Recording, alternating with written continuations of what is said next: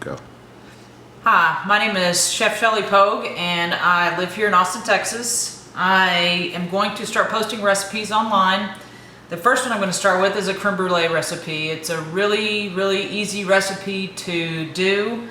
A lot different than the one that I learned in culinary school where you had to use like the double boiler, etc. So very simple recipe. It's got 4 ingredients. So you've got your egg yolks, you've got your sugar, you've got cream, and then you've got vanilla bean paste. I've already got some of the egg yolks separated from the egg white. In this recipe it calls for 10 egg yolks, half a cup of sugar, 3 cups of the heavy whipping cream, and then a half a teaspoon of the vanilla bean paste. So I've got 2 eggs left to do, and I'm actually going to save these egg whites. I'm going to be making a meatloaf here very shortly, so waste not, want not.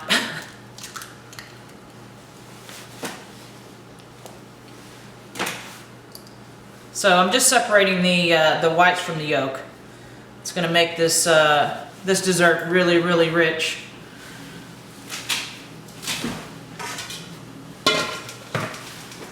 So what I'm going to do first is I'm going to incorporate the sugar and the egg yolks. And I'm going to whisk these until they become very pale yellow. Right now, I guess the egg yolks are kind of like a high-vis yellow.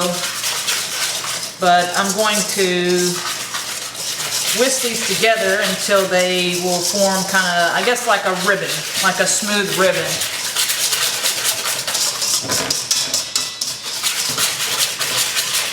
There's a lot of different ways you can use the whisk. You can do a figure 8, you can do roundy round, just whatever to get it incorporated. You could even use probably some type of power mixer if you want.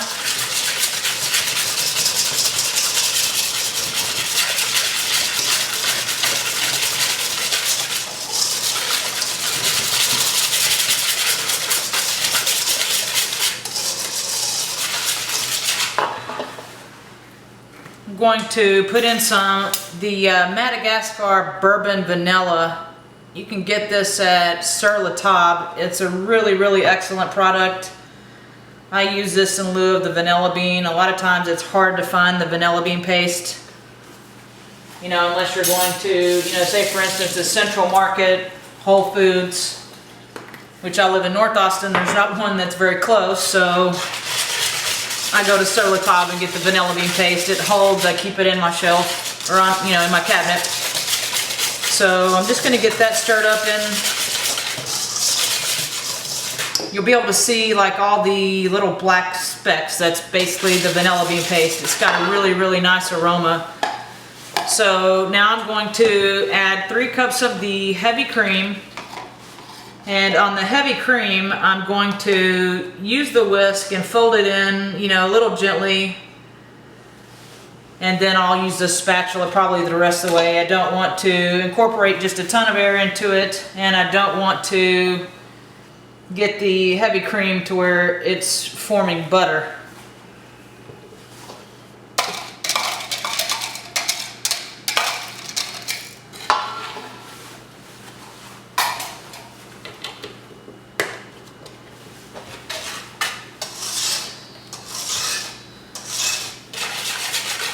This is probably one of my favorite recipes of all time. I love this stuff. I mean, and depending, you know, if you go to a high-end restaurant out on the town, you're going to pay, you know, $5, $6, $7, $8 for it. So, anyways, I think this is actually, you know, really easy to make.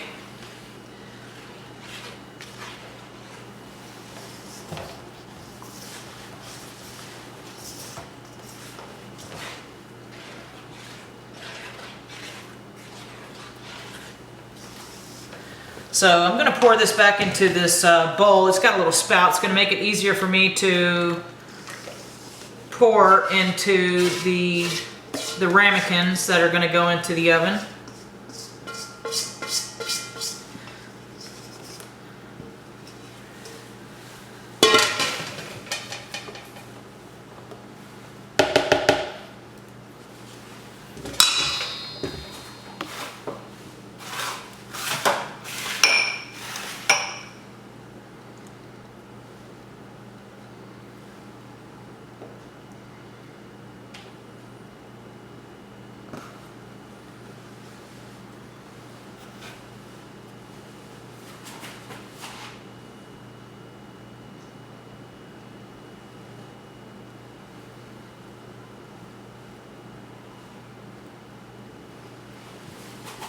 Got a little bit of extra.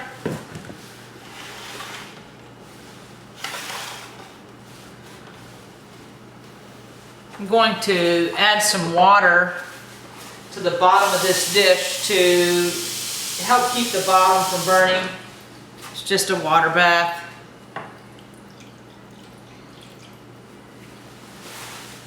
I've got the oven preheated to about 300, or actually at 300 degrees, not about. You know, different ovens are going to cook at different, you know, time temperatures, etc. because, you know, gas cooks different than electric. But I've got an electric oven, unfortunately, and I've already got one round in, and they've already been in for almost 45 minutes. So I would say start at 30, start checking it, you know, back from there. And, you know, once it's set, you know, right now you can see it's very jiggly, but once it starts to firm up, that's when the custard is actually cooked. So I'm going to put these in the oven and I'll be back and show you what the finished product looks like. We're going to take those out and they'll sit in the refrigerator overnight, or at least until they're cooled down, and then that's when you add the sugar and then you torch it, or I guess you could put it under the broiler to get that nice caramelized, crispy, crunchy topping. Anyways, I'll be back in a minute. Thanks. Alright, so our creme brulee is out of the oven. I've got it cooling down. It's still got a long way to go, but I wanted to go ahead and finish this off so you guys would see from start to finish. So I've got one of the ramekins here with the finished product, and I'm going to put some sugar, a light coating of sugar on the top, and then got a torch. You know, I think you probably could do this in like a salamander or probably some type of broiler, but I've got a torch so I don't have to do that, but it's possible. You're just gonna have to check it really often. So I'm just gonna start heating and caramelizing this sugar. You just rotate the thing around. Once you start to see the sugar turn brown, it's actually, you know, melting it, turning it into that nice crispy crust.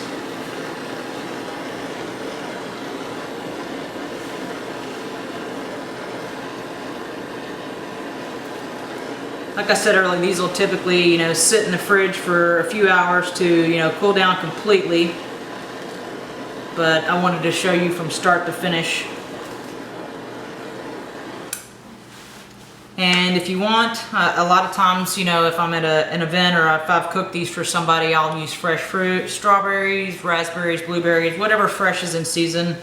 I'm actually going to try a couple recipes this winter and do like maybe a pumpkin base or something like that. So once I perfect that recipe, I'll get that back to you as well. But anyways, that is the creme brulee recipe. So hope you enjoy it. Thanks.